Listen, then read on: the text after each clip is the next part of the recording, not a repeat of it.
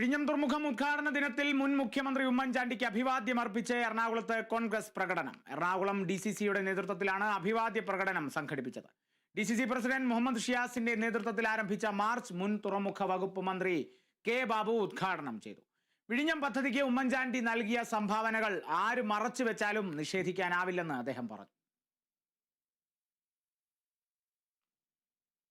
ഉമ്മൻചാണ്ടിയെ ഈ സന്ദർഭത്തിൽ നന്ദിയോടെ കേരളം മുഴുവൻ അനുസ്മരിക്കുന്നൊരു സന്ദർഭമാണ്.